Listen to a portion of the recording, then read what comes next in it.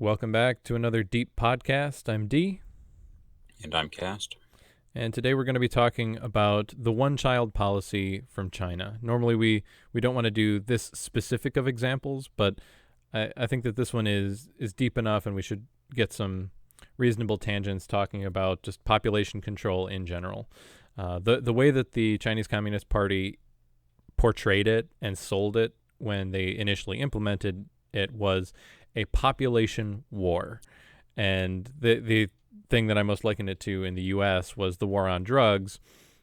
China basically implemented a war on population, not necessarily against their own people, or at least that's not how they sold it. They sold it as a war on overpopulation because there were so many people at the time that it was implemented. They had just recently hit the population of 1 billion. They were starting to run out of resources, and they said that if their population growth continued at that rate, that they would run out of resources and start suffering from starvation. And so they needed to implement a war on overpopulation. And that's when the one-child policy was implemented, which for those of you that aren't familiar, it was a period of about 35 years that just recently ended in 2015. So it was from about 1985 to 2015, where all families in China were only permitted to have one child. You couldn't have more. Mm-hmm.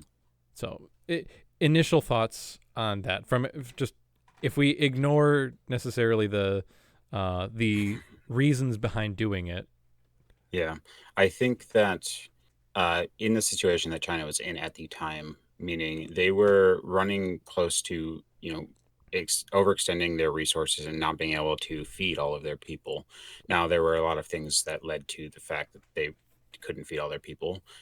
Mao certainly didn't help, and we've talked about that previously, but they needed a way to curb population growth so that they could continue to self-sustain as much as possible. And So maintain a it made certain minimum quality of life as well. right, and so it made sense for the immediate issue. But I think there was not a lot of thought given to uh, the long-term effects of this, and many of those effects weren't felt for decades later, and are being felt very heavily now. Mm-hmm. Uh, it, so I think there are immediate pros, you know, not having people starve to death Yeah, and that being that able is to that is maintain that definitely a quality of life. positive. But I think that they they could have, once they got things under control, they should have done something a bit sooner to. Sure. And hindsight is 2020, so Mhm. we can't fault them for some of the mistakes that were made just because of, oh well, you should have stopped it earlier, you should have Yeah. started it earlier. It doesn't matter. We can't fault them for that. I think the question is the methods by which they went around enforcing the one-child policy. Uh, Mhm. I actually did do some research behind it, this particular episode, because we're talking about a specific policy. Um, the way that it was implemented was, I think, harsher than some people realized. That it Mhm. became illegal to have more than one child, with very few exceptions. If you were out in rural communities, so like if you had a farm, then you were allowed to have more than one child because they were going to be helping hands on at the farms. But that was Mhm. under specific circumstances, like you needed state authority and state confirmation to have two children. Yeah. Otherwise, you could be very heavily fined. And in most cases, once you had one child, the woman was supposed to get herself castrated. Yeah. Well, not so. It was castration was something that happened, but women were required to get an IUD installed after having their first child, Mm-hmm. and then to be sterilized after having a second child. So Sterilization also occurred after having one child. And this the- is one of the things that I found in looking it up, is that once you had one child, to prevent you from mhm, having additional children when you weren't supposed to, sterilization took place. If you didn't voluntarily sterilize yourself, Uh, Many people were subject to either destruction of their homes, where Hmm. the state would come in and wreck your house or take your belongings. And they wrote Or on, lose any government jobs, and the children could lose access to health yep, services or schools. yep, So or there were definitely a lot of punishments. and the other one, the other big punishment, which is I think more heinous, is forced sterilization.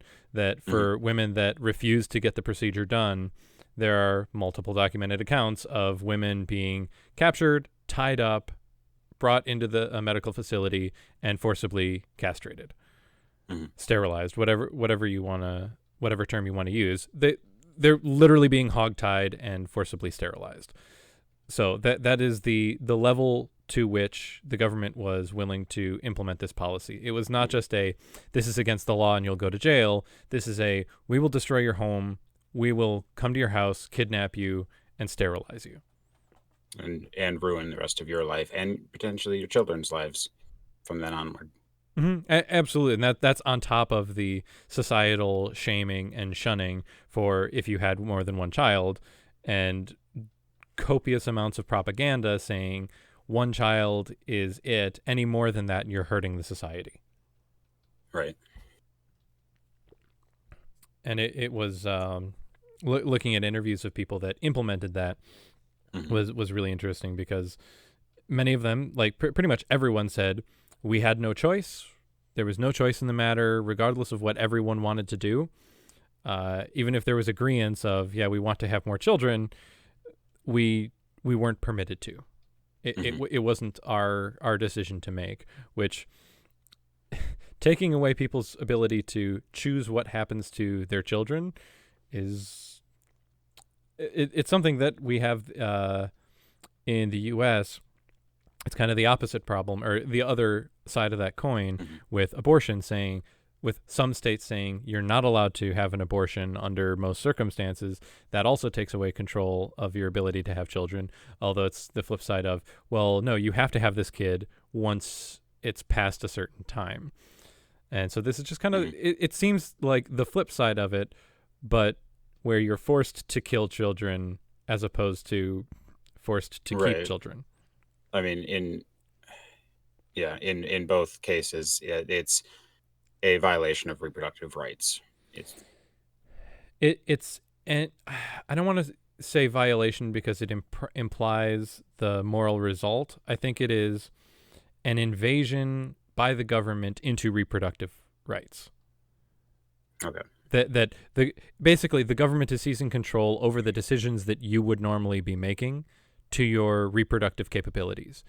And in communist China, that's just what the party did. They make the Hmm. decisions for you, and you carry them out, whether you like them or not, because the party is making the decisions for the good of everyone in the society, regardless of whether or not you want it. Because you're doing it for the good of the good of the community, rather than for the good Hmm. of the individual. And Yeah. it's it, as bad as it sounds, it's very much like cattle, that you're Hmm. managing a herd of cattle, but in this case, it's a herd of people. And when you don't want animals to be reproducing, you castrate them. When you don't want people Hmm. to be reproducing, whether or not they want it, you castrate them. And so Hmm. it's I think as pure of an example as I've seen of a government treating its people quite literally like cattle, saying you should not have the power to decide this, and if you think that you have the power to decide this, we'll come into your house and castrate you because you don't have the power to decide this, and we say that you Hmm. don't. Yeah. It's very authoritarian. So is that a bad thing? Because again, if they're facing across the country problems Hmm. with food and infrastructure, and they're looking at it from the perspective of we have to maintain the quality of life of a billion people, and in order to do that we need to reverse population growth. Hmm. uh, is that necessarily a bad thing? They're trying to maintain, they are doing it for the sake of good. So, I mean, yes, in that they believe this is the best. They believed that it was the best long-term way to, make sure that their population could actually survive and they wouldn't fall back into a famine. Um, Again. with dwindling, yeah, that's why I said fall back Yeah. into a famine. Um, and so yes, that they were kind of they had good intentions, but I think there's a lot to be said about how they went and carried it out. And Um, intentions are completely and irrelevant when you implement terrible policies to the point right. where millions of people starve, like when we keep referring to the Great Chinese Famine. Mhm. They wanted to improve food production, and they ended up killing tens of millions of people through the process of starvation on accident. Yes, and I mean, in this case, there ended up being a lot of death as a result of the one-child policies. I've Families. and I believe I looked up the estimates on this, or at least the claims by the Chinese government is that they successfully prevented about 350 million babies from being added to the population. So they were almost bragging about that. 350 million children aborted, Mhm. which is just an astonishingly high number. Yeah, and it is yeah, incredibly high. I mean, thinking about that is, I mean, a third of a billion people, and we have it's like That's five larger than percent, the population of the United States. right? And so basically, they reduced total world population by 5% by that estimate. Mm-hmm. Yeah, and it's a reduced. The babies, like, for some reason with the one child policy, I never hear anything about birth control or safe sex practices or anything. It's Mhm. you're either castrated, in other words, sterilized, or you're aborting the child, or you're just leaving it on the street. And this is one of the jokes that has permeated the. I've seen a lot of jokes being made in popular culture on Family Guy of, Mhm. oh, you're a Chinese baby. Were you born a girl? Well, I guess you're going to get aborted Right, because and in. yeah, it has led to a very large number of males in China and very few females. Mhm. And as a result, it's quite difficult for males to find a partner, Mhm. assuming they're heterosexual. They can't find a woman to, have children with from Mhm. then on And because and there's such a disparity. and part of the reason behind that is just the way that Chinese culture views males as offspring to carry on your name. That Mm, even to this day, a lot of people in China view having a male child as continuation of your family line, and that since the male carries the name, and that's how it is in most cultures, the last name gets carried on through the male lineage. If you don't have a male child, then your family lineage stops. Despite the fact that your DNA continues, your child still continues on having mhm, more children. If the name stops, then your family lineage stops. And so they want to have a male to be able to pass on or continue the family line. mhm, Also, historically, women, once they get married in traditional Chinese culture, they then are only a part of the family that they get married into. That right. children help take care of the parents, but women that get married in take care of the parents of the family that they married into. So they effectively view it as losing that child. So having a girl, you're just having a child that is going to end up Mhm, taking care of someone else. Whereas if you right. have a male child, then you get a female child once they get married, and then they'll take care of you. So there's this Yep. huge weight placed on male babies, and that's one of the biggest problems with the one child policy is what do you do when you have a baby and it's not a male? And what happened just as an Mhm, epidemic across China was little girls were either aborted immediately after birth, mhm, or because the mothers couldn't bring themselves to kill the baby, they would literally put it in a basket, go to a meat market, drop it off on the counter, and go home. mhm.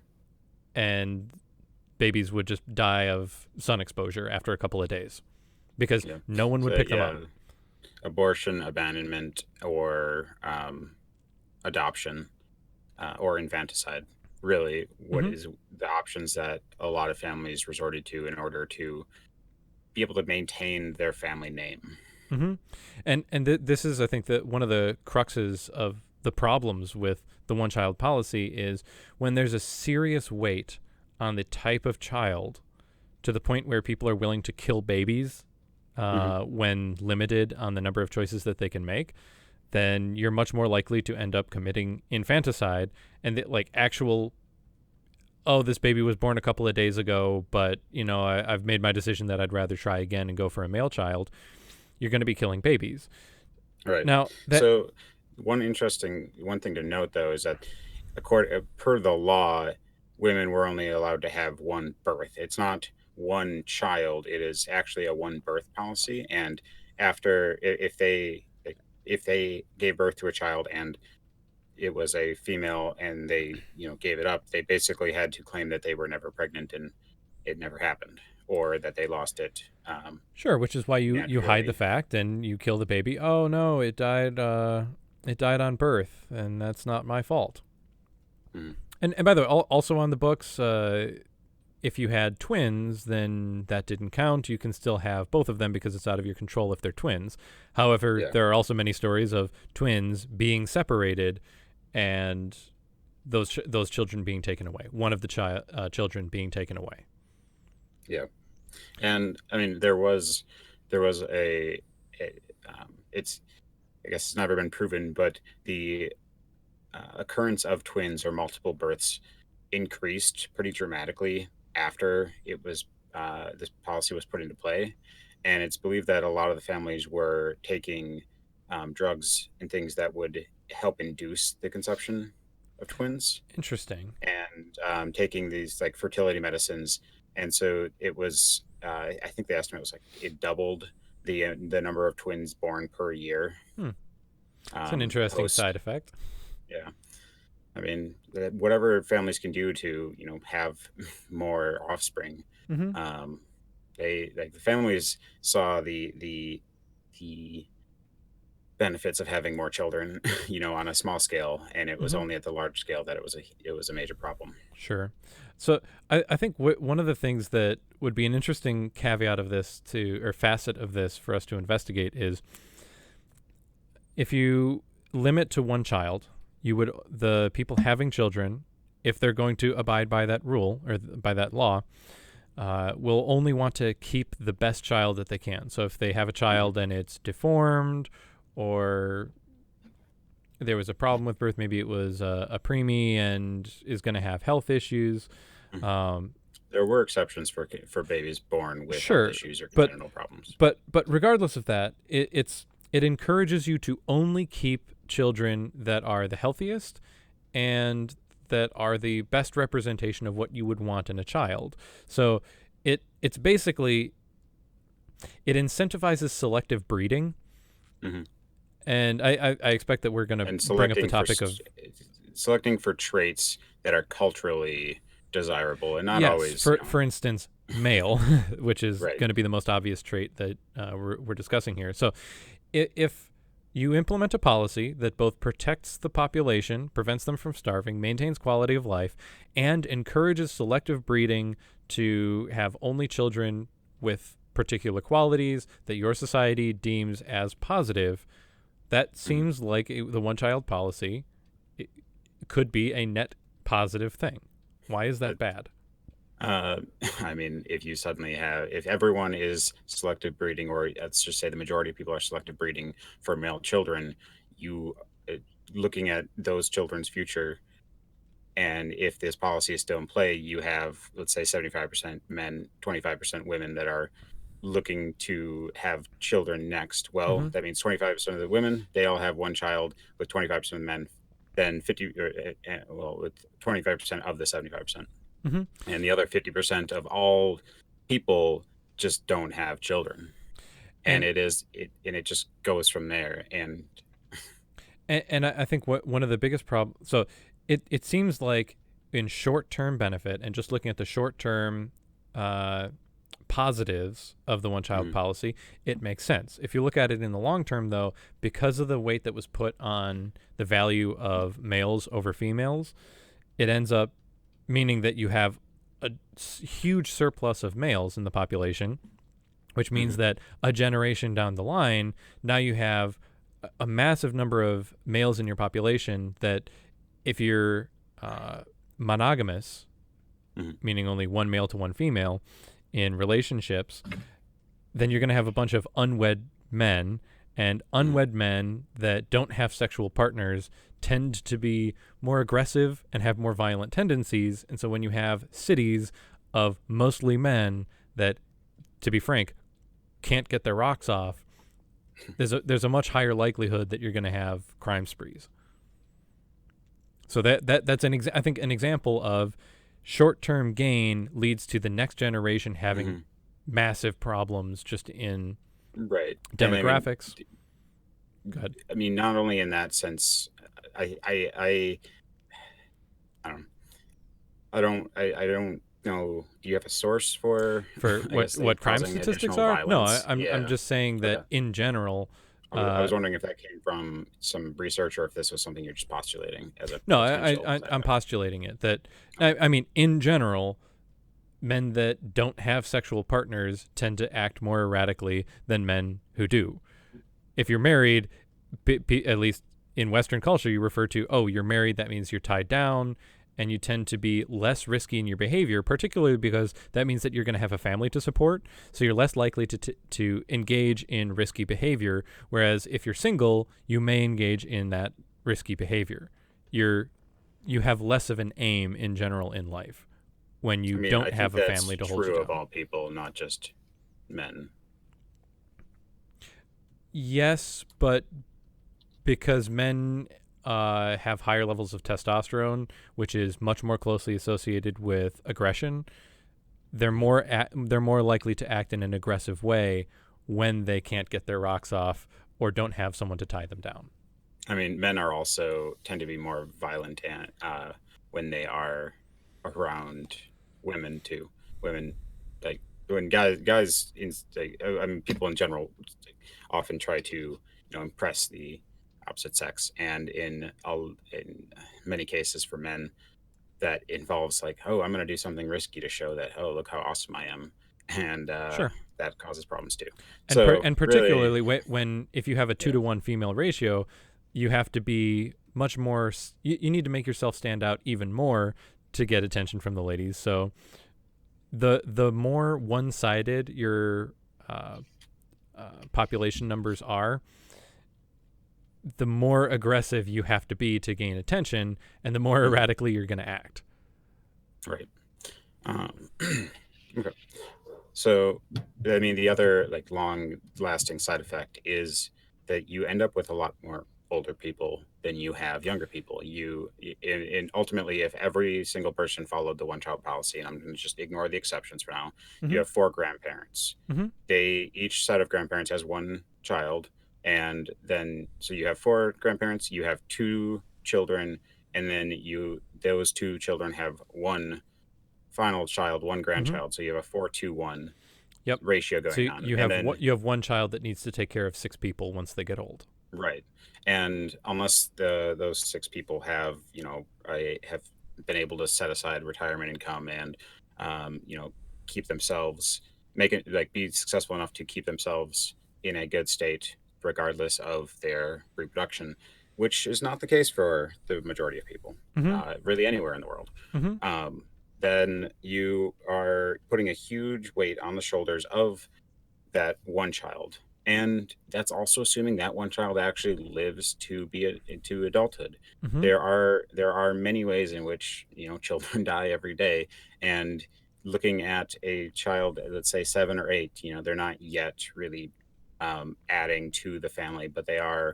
Mm-hmm. There's been a significant investment into them, and they die. They their parents, if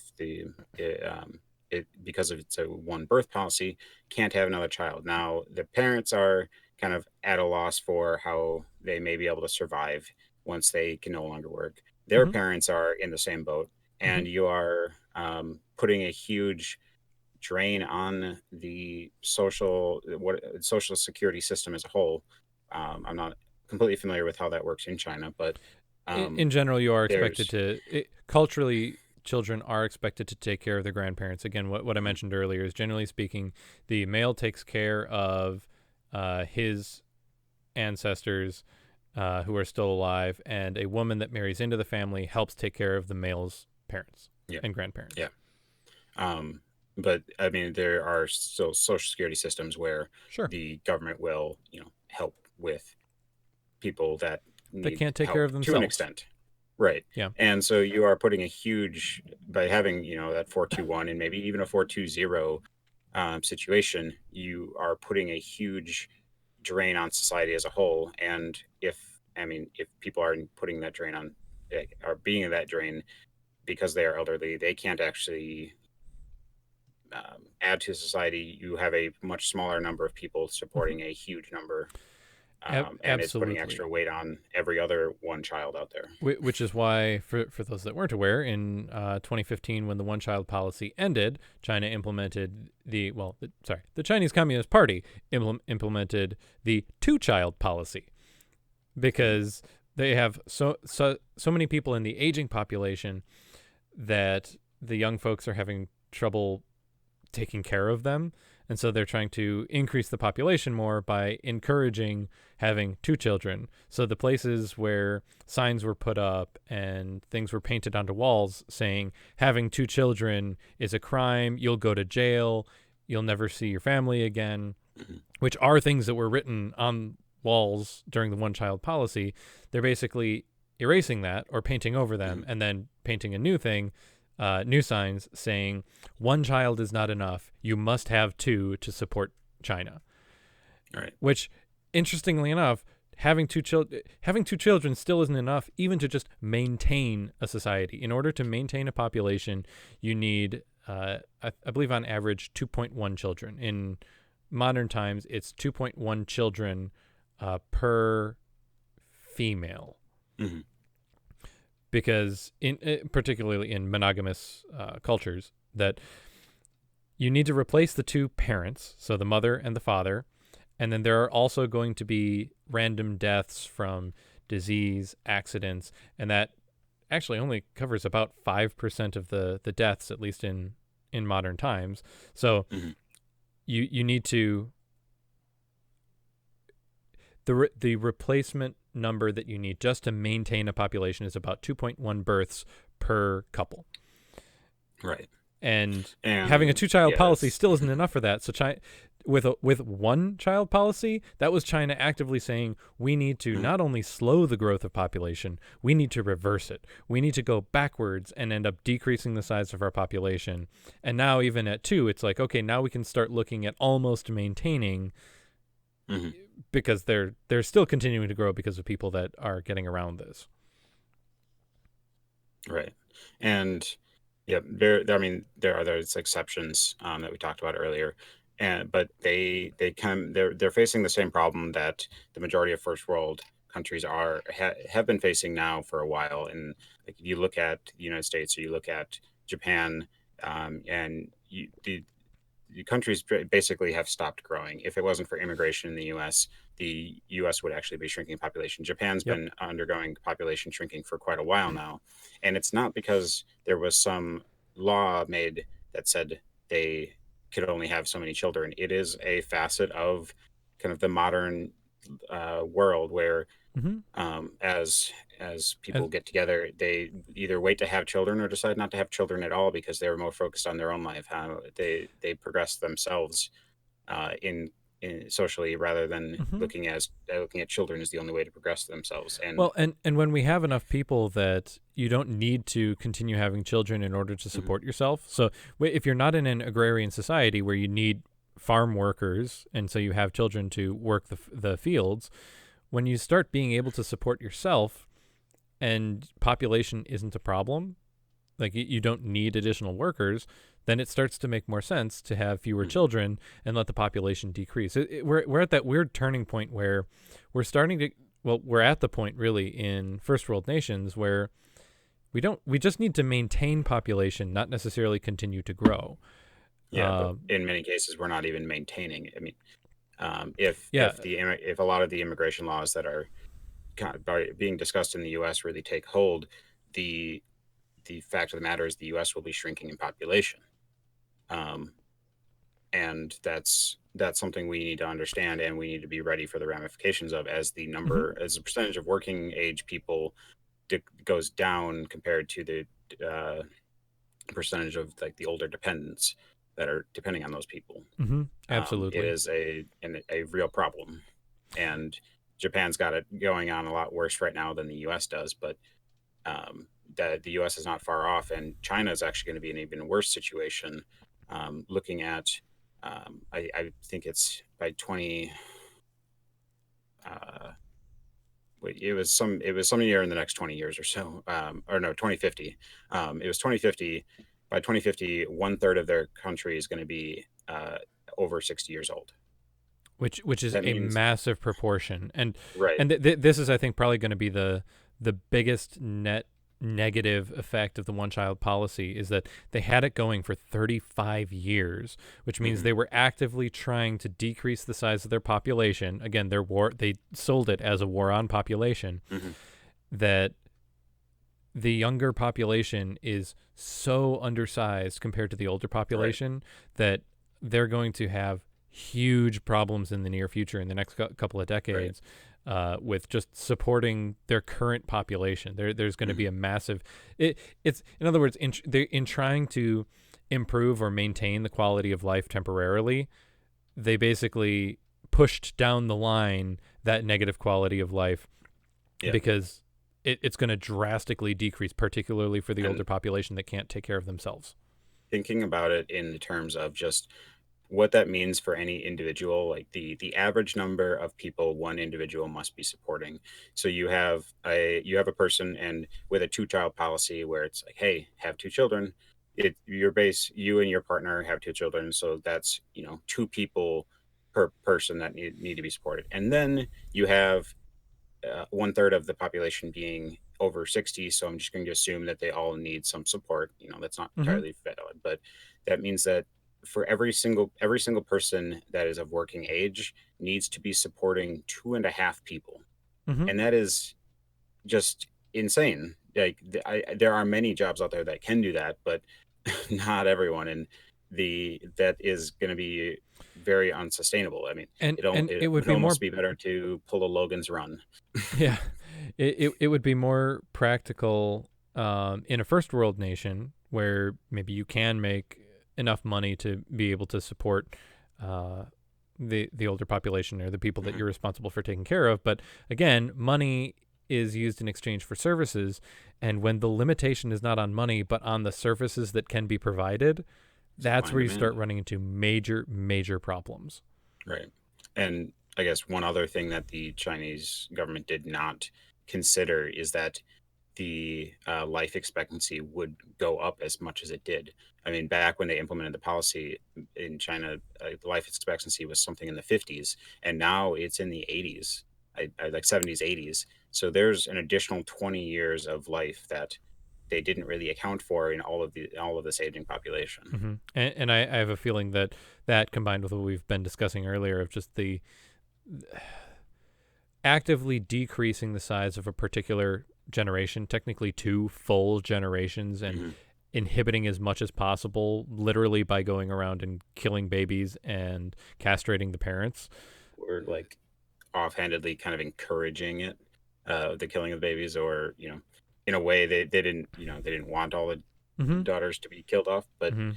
that That was a direct result. they're effectively just, in doing that, it seems that they're just pushing off the low Hmm. quality of life further down the road, and I think it's very likely going to come back and hit them really hard. Hmm. But kind of what you mentioned of, what does it encourage people to do? We mentioned that it encourages people to value only the children that they view as favorable. So kind of, not necessarily selective breeding, but selective child care. That, oh, I just, if a baby's born that we don't really want, we'll, put it over into a new room and make sure it's comfortable, and then a discussion will ensue. Oh wait, sorry, that's the mayor of North Virginia, I think, or not North Yeah. Virginia, North Carolina, Virginia. North Virginia. All right. but Yeah.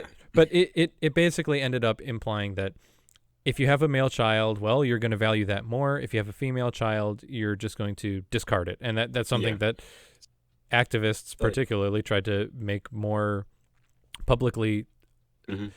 They people have tried documenting it to make sure that people understand from the outside world, hey, children were literally put into plastic bags and thrown into trash heaps alive. Mhm. Yeah. So I guess my question though is you're talking about putting more time and effort into the preferable child if you have one. So if you have a son, Mm-hmm. and I mean ultimately if you have a single child that you are raising, you're probably going to be spoiling them, right? Most people You're would. gonna be focusing on giving them the best care possible, Hmm. meaning that you're investing all of your effort into the quality of life of one child, which Yep. is a good thing, unless of course you end up losing that child, in which case, Or you spoil them so much that they get used to a way of life that isn't sustainable. sure, they can get used to a type of life that's unsustainable. They can become more too dependent on you. Yep. The idea that if you protect your children too much, and particularly when you're only able to have one child, you're going to Mhm. protect the hell out of that child, because if something happens to them, then you've lost everything. It's not just that you've lost a Basically, child, yeah. you've lost all continuation of your family lineage. So the loss for that one child is significantly worse than if you lost one of two children. But also, it means that you're more likely to overprotect them. Hmm. And in overprotecting them, you prevent them from being fully functioning or effectively functioning members of society, Right. because And they so can't act on you're their own. They need their mom.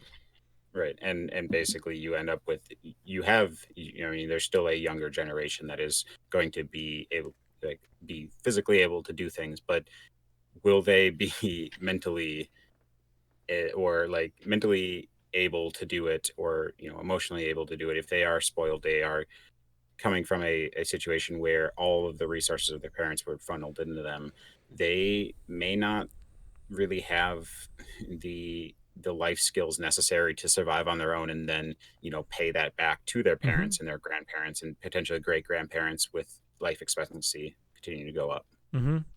Yeah, It's a it's one of those it's a weird. problem. It it seems odd, but it's you can treat your children too well, Hmm. and Yeah, they need particularly to when you learn only their have own life one. lessons. When you only have one child, it's arguable that that one child is too valuable to the parent, to the detriment Right. of the child. Now, that being said, they can focus all of their efforts on making that child the best that they can be, which can have a Hmm. positive effect. In which case, they aren't led to feel like they didn't get enough attention, which ignoring your children is a good way to give them behavioral problems. So Right. you can give children the love and attention that they need without as many problems. So Right. there are advantages and disadvantages to it. Yeah, I mean, there it's a spectrum of how much attention you and time you're going to put into your child, Sure. and there neither end is particularly ideal. A good balance Neither of end of the extremes is particularly ideal, right, and and that's unfortunately, one basically child, the truth in any situation. yeah, but one child is the as extreme as you can go in raising a child. You can't have half a child. Hmm. Well, I mean that, but then if you did, you'd be exempt and you'd be allowed to have another child. If you give birth to half a child, I'd be I curious mean, into which half came out. I Is mean, it like a checkerboard? I mean, if you're born without arms or legs, I that may constitute close enough to half. Yeah, Mm. yeah, maybe. Um, so I think one of the other unintended consequences of the one child policy is along with aborting children, which was probably expected and actually performed sometimes, just because, hey, you're having a second child, you're not permitted to do Mm. this, we're going to abort it for you. If the baby was born, again, like I mentioned earlier, many times the mother or the father would just try to, instead of killing it because they still want the baby to live, they would just put it in the street or take it to the meat market, not for the purpose of eating. I mean, they didn't really know what happened to it. If you ever want a good read, look at A Modest Proposal. It's just a satirical paper Yeah. from a couple hundred years ago. A Modest Proposal. It's a great read. It is. But yeah, they would leave the children there in hopes that someone else would pick them up. Interestingly, that led to an odd practice, which was state-run orphanages would take in the children, and since no one wanted to adopt baby girls, they would send them out internationally. The approximate cost of adopting a child, like to an international parent. So if there's a couple in the U.S. that wanted to adopt a child from China, the costs ranged from, and this is part of the research that I did, it ranged from about $10,000 to about $25,000. Interestingly, some of the information that came out, it's still during the one-child policy, but towards the end of it, is that the not adoption facilities, but the orphanages that were giving these children to, or I don't want to say selling, but financially benefiting from the adoption of the children would... Human trafficking. Yes, human trafficking is where I'm getting to. Basically, they would say, this child is orphaned. Orphan means you don't have parents. And so the orphanages would fabricate papers and fabricate stories in how the children came to the orphanage, whether that was their parents, something bad happened to their parents, or their parents couldn't take care of them, so that foreigners would be more likely to adopt the children and pay a bunch of money in the adoption process. But worse than that is they would end up talking to people who would bring children to the orphanages thinking that this is a charitable organization. They're trying to take care of the children. This is good. The orphanages would then start paying those people to go pick up babies. And from the research that I found, they would pay anywhere between $100 and $200 per child that was brought in that they could then make money off of selling to parents who wanted to adopt from international, well, from other countries, which ended up meaning that people would make it literally their job to just walk across the streets or walk down the streets. And these would typically be trash collectors because they're already walking around. And in the trash, they would find babies, and they bring the baby to the adoption facility, who would then end up getting thousands of dollars from international clients to sell the babies with falsified papers. So one of the unintended consequences was human trafficking that was state-sponsored, because the orphanages were sponsored by the state. The weirdest thing was, once people internationally started finding out about that, the Chinese Communist Party decided to crack down on the people who were picking up babies in the street and bringing them to the orphanages, and prosecuted them for human trafficking and profiting from collecting babies, and sentenced them to jail for anywhere between 5 and 20 years. So instead of punishing the orphanages that were drastically profiting from the sale of children and the human trafficking of these babies, they punished the middlemen. They punished the middlemen who were literally picking up babies dying on the street and bringing them to orphanages. Right. Which kind of goes to show you, even if there is some good intention behind it, the fact that they were trying to cover that up by sending those people to jail probably implies that, hey, we're trying to benefit from this financially, but we don't want anyone else to know about that, and we want to make it seem like we're punishing people. It's these people that are problem, that are actually It's not the policy that caused people to leave their children in the street. It's not the orphanages that are selling the children for tens of thousands of dollars. The problem is the people that are picking up the children in the streets, rescuing them, saving their lives, and then bringing them to an orphanage where they can be taken care of. Yeah, no, it's their fault. It's their fault, totally. They caused those children to be abandoned in the street because they were there to pick them up. Right. You encouraged the behavior of putting babies in the street by picking them up and saving them. You're an enabler.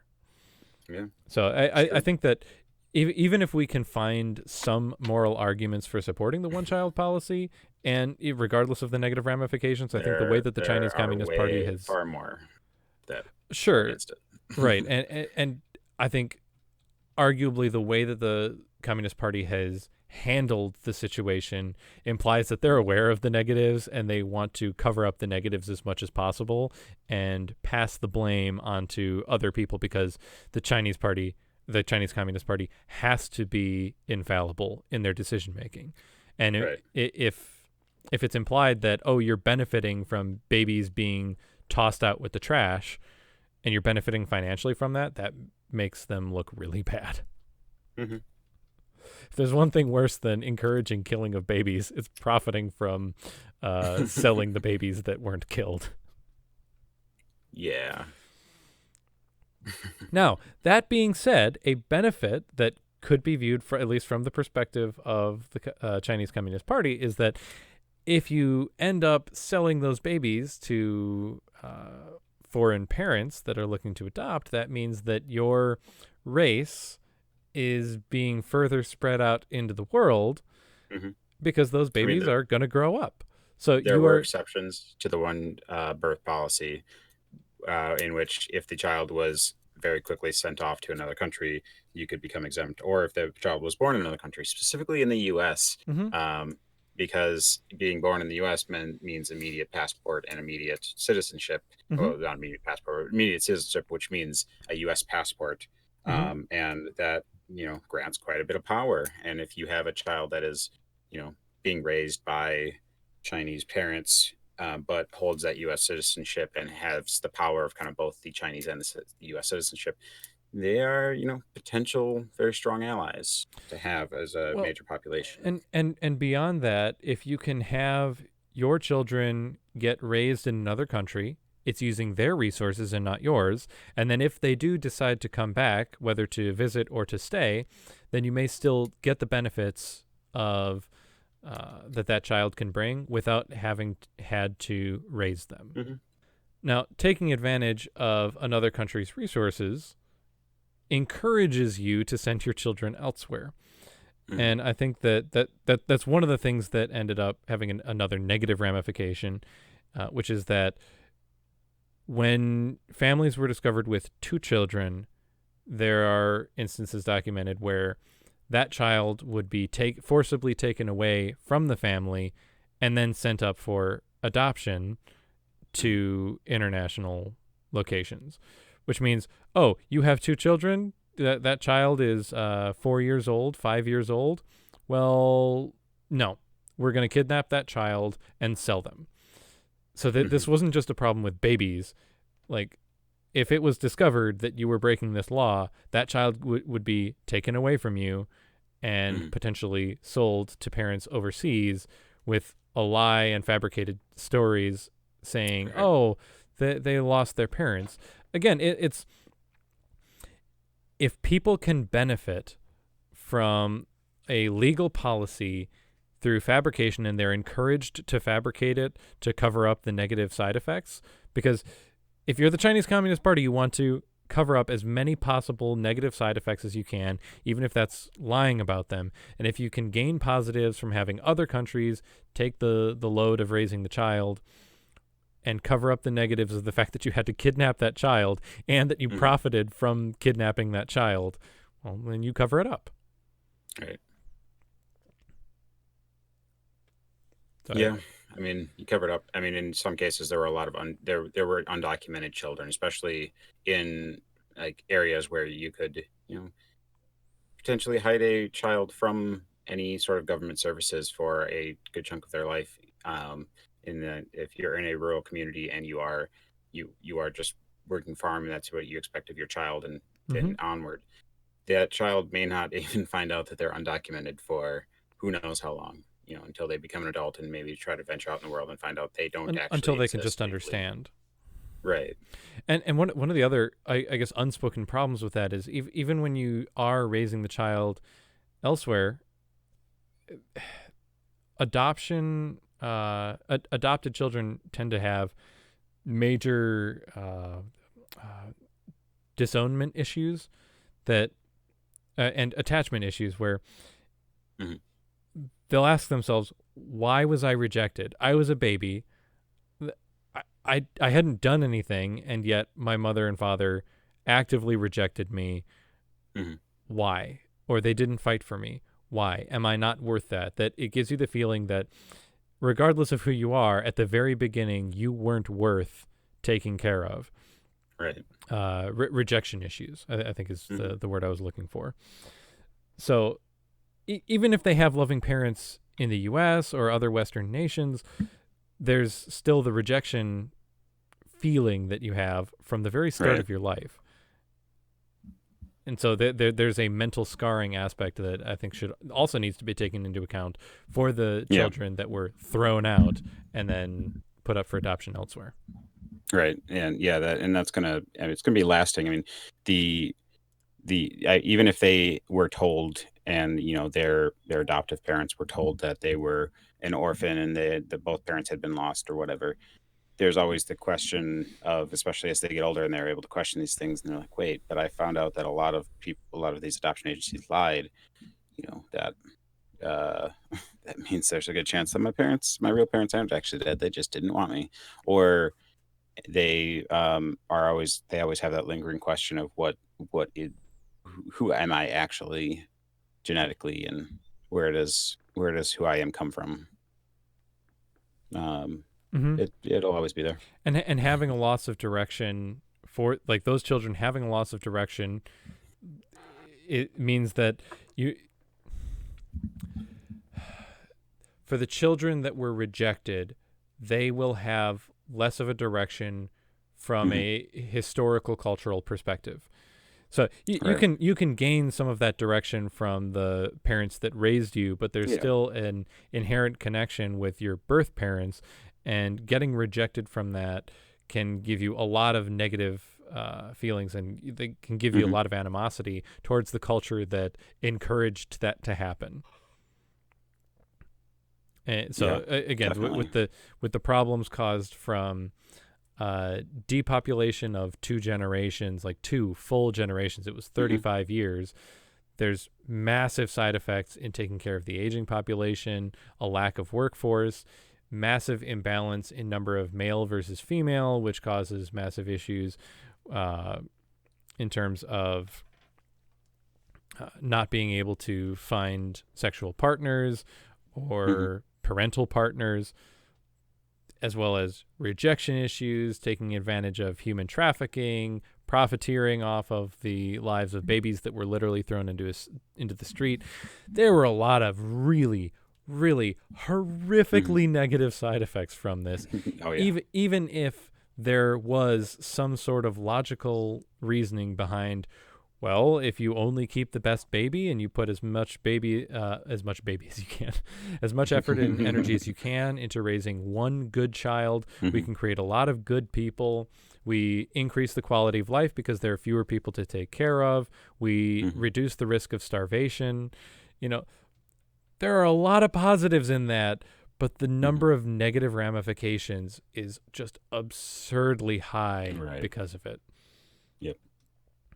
And I think that from what we've seen, this is a good example of let's have an overarching, complete cultural change where Hmm. regardless of whether or not what the population actually wants, and it seemed universally that no one felt they had a choice in the matter. A lot of people hated the decision because they wanted to have more children. They wanted to be able to have Hmm. control over their lives.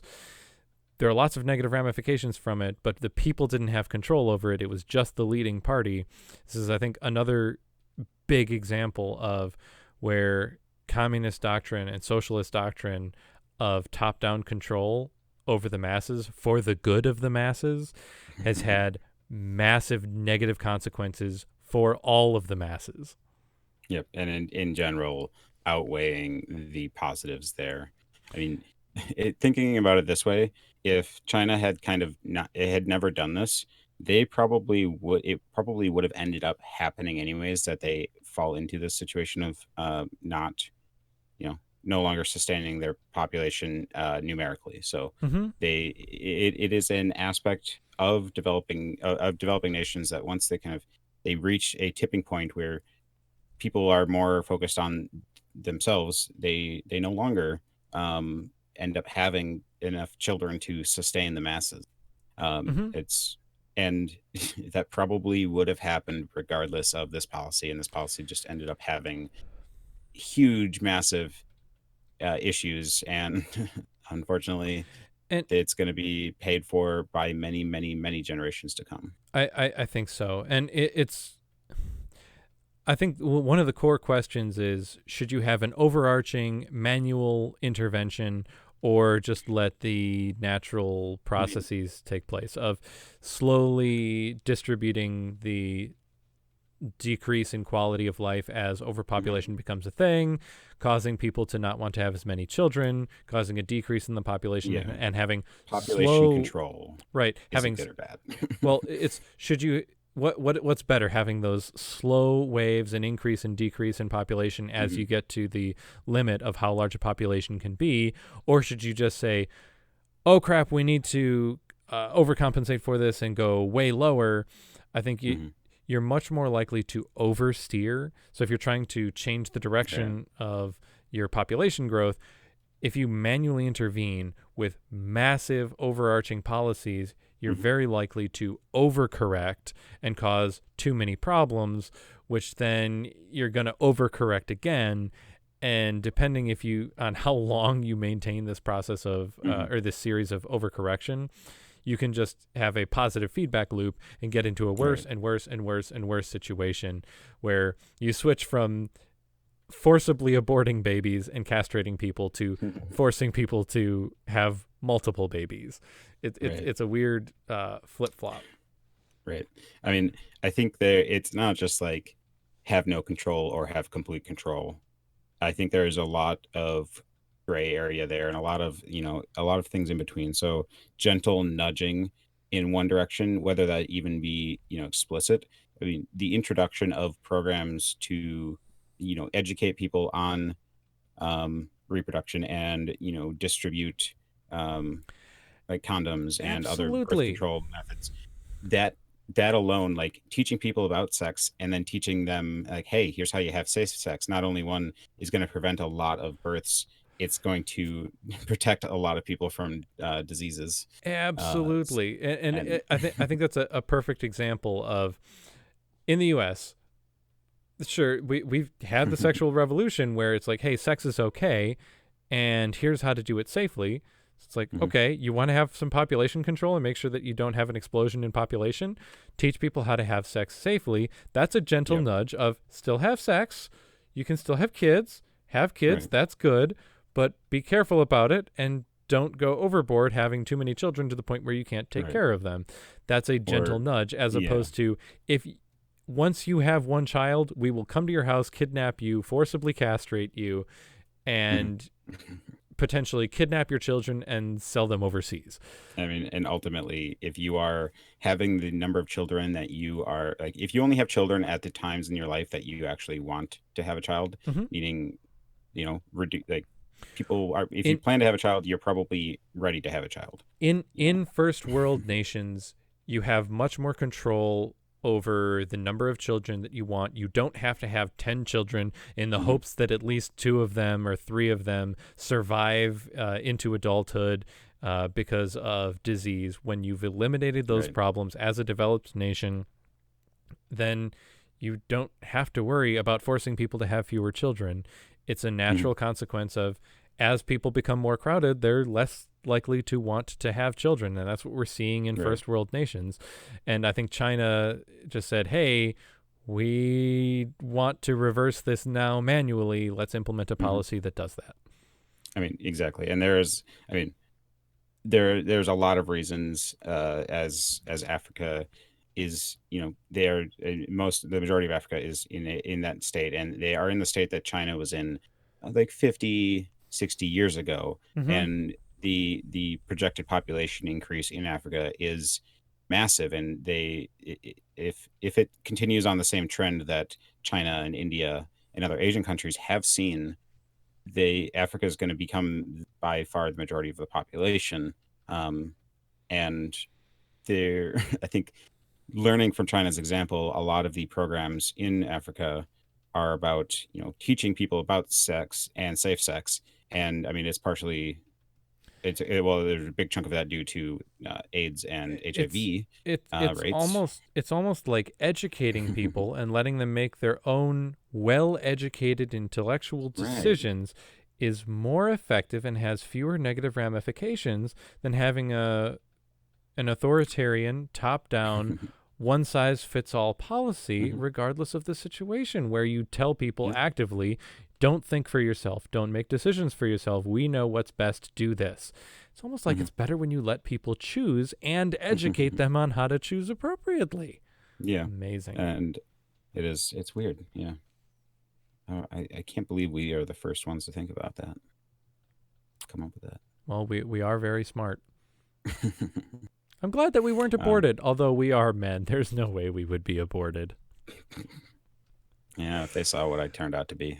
I guess technically speaking, there are feminazis out there that actively want to get abortions, and in particular have said that if their child is a male, they would abort it just because they want fewer men in the world. Which I mean, I think that's there a are more men than women in the world right now, there are more but women. are there? I believe there are more For women in some the reason, I world was than men thinking the other because day. it Well, is there's definitely more men in China. in China, yes, but it's more likely. Uh, Women are, I think, slightly more likely to be born, and on top of that, women live longer. So I Mhm. believe the female population is larger than the male. But regardless, I think those are maybe some topics for other times. Yeah, in any case, it's very close to 50-50. It's like, if I ever remember correctly, it's something like 51-49. It's basically 50-50. Yeah, Um, approximately. But anyway, again, with one child policies, I think the lesson to be learned is the more drastic of measures you're willing to take, the mhm. riskier those measures become. And when you're talking about literally controlling the number of children that people are able to have, the Mhm. more risky it is and the more the negative consequences are, more negative the Yeah. consequences can be. And Yep. I think that people are finally starting to realize that as quality of life drastically changes when the Mhm. population can't control or can't care for their elders. Right. Just because I like to look up specific numbers. For every 1,000 people, 504 are men, 496 are women. So 50.4% versus 49.6. Interesting. I wonder how much of that was actually due to the one child policy. Yeah, that would be interesting to measure. Um, I mean, China Or is we a could just significant assume amount that of well, yeah, because China is 1.3 billion people, I believe, yeah, in and they have approximate population. right. So They're like one fifth of the world, or even more so. right. So even if there was a 50-50, the fact that the one child policy led to a drastic increase in the ratio of men to women, yeah, I that would mean, make sense. 350 million birth, like 350 million births prevented. Mm-hmm. Um, that even if one, When a majority of 350 million yeah, are female, right, it makes sense. it could lead to a 0.4% um, difference in men versus women. Yep. Well, technically at 0.8%, but 0.4% beyond median. Yeah. Cool. So, anything else you want to add to this topic? Um, no, I don't think so. Sounds good. Well, hey, make sure that you not now that the one child policy is reversed and it's a two child policy, make sure you do your part and have at least two children. And Hey, as long as they don't implement a one dog policy, I'll be happy. I'm happy to be forced to have two dogs.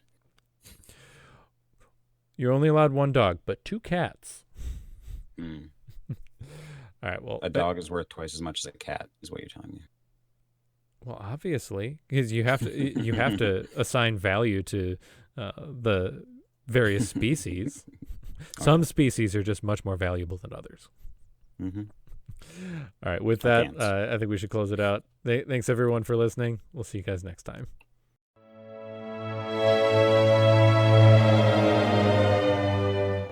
Hi, everyone. Thanks Thanks so much for listening to this discussion. Your interest really means a lot to us. If you want to help support this podcast and our goal of sparking discussions and bringing people together, check out how to contribute in the description. Happy deeping!